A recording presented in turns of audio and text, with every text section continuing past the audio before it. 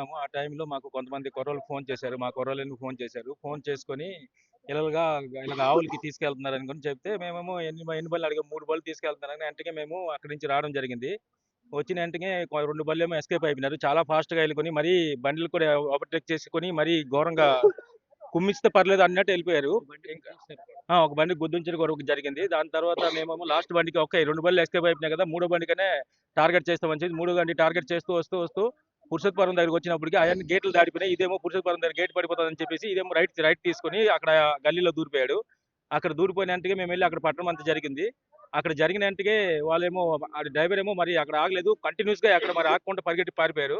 ఆ టైంలో మేము ఆవులు రక్షించాలనుకొని చెప్పేసి మేమేమో అక్కడ ఉన్న మా కుర్రోళ్ళందరూ తీసుకొస్తే దగ్గర దగ్గర ఒక 100 మంది కుర్రోళ్ళు జమ అయినాము. ఆ టైంలో అందరూ వచ్చుకొని ఫుల్ హెల్ప్ చేశారు. చాలా మంది కుర్రోళ్ళకందరికి థాంక్స్ చెప్పాలి. దాంతో పాటు మేము ఆ వెంటనే పోలీసులకి ఇన్ఫార్మ్ చేసాము. పోలీసులకి ఇన్ఫార్మ్ చేసిన తర్వాత కొంచెం పోతే పోలీసొచ్చారు. అప్పుడు పోలీసొచ్చిన తర్వాత మేము అడిగాము అడిగితే ఇలాగ బండిలో పట్టిస్తున్నారు. ఇక్కడ మేము పట్టున్నాము. ఏటి చెప్పి తొందరగా రండి అని చెప్తే వచ్చారు. వచ్చిన వెంటనే మేము అడిగాము. ఇలాగ ఎలా జరుగుతుందని చెప్తే సార్ ఇది దీనికోసమని అబ్దుల్ అనే ఒక మనిషి పోలీస్ స్టేషన్‌కి వచ్చుకొని మా బండ్లు పట్టిస్తున్నారని చెప్పారనుకోని చెప్పారు అతను. మాకు కూడా తెలియకుండా. అది ఏమో అబ్దుల్ ఎవరో నాకేం తెలీదు. కానీ అతను ఇలాగ పోలీస్ స్టేషన్‌కి వచ్చుకొని అతను బండిలో వదలమని చెప్తున్నారంటే ఆళ్ళకి ఏదో ఒక లెక్కల సపోర్ట్ లేకపోతే ఆళ్ళకి అంత ధైర్యం చేయలేరు. ఒక పోలీస్ స్టేషన్‌కి వచ్చుకొని అంత ధైర్యం చేస్తున్నారంటే మనం అర్థం చేసుకోవాలి ఎంతవరకు వాళ్ళు ఇచ్చేస్తున్నారు. మన హిందువులు ఒక దేవుడిలాగా మనం కొలుస్తున్నాము. దేవుడే మనం అనుకుని ఇచ్చేస్తున్నాము. అనాట అనాట ఆవులకి వాళ్ళు చంపడం అనేది చాలా చాలా బాధాకర విషయము. చాలా బాధ తగులుతుంది. అలాంటోళ్ళకి మనము సాయం చేయకూడదు. సపోర్ట్ చేస్తే మనకు చాలా ఇబ్బందిగా ఉంటది. మళ్ళీ జీవితంలో మన ముందుకి మన దేవుళ్ళకి అందరికి చాలా ఇబ్బంది పెడతారని నాకు అర్థమవుతుంది. దానికోసమే మీరు అందరూ కొంచెం సపోర్ట్ చేసి దీనికి కొంచెం హైలైట్ చేసి దీనికి ఎంత దూరం అయితే అంత దూరం న్యూస్‌కి స్ప్రెడ్ చేయండి. ఇలాంటివన్నీ మన ఏరియాలో ఎక్కువ జరుగుతున్నాయి కాబట్టి ఒడిషా నుంచి ఎక్కువ ఆంధ్రాకి వెళ్తున్నాయి కాబట్టి అయన్నీ ఆపాలనుకుని మేము మనస్ఫూర్తిగా కోరుకుంటున్నాము. దీనిపైన పోలీసు డిపార్ట్‌మెంట్ కూడా సీరియస్‌గా యాక్షన్ తీసుకోవాలని మేము కోరుకుంటున్నాము. దాంతో పాటు మరి ఎన్నో బజరంగ దళ్ ఇయన్నీ అన్నీ ఉన్నాయి కదా! హిందూ పరిషత్ దళాలు అన్నీ ఉన్నాయి. అయన్నీ కూడా మనకి దీనిపైన చాలా స్ట్రాంగ్‌గా యాక్షన్ తీసుకోవాలని మేము కోరుకుంటున్నాము.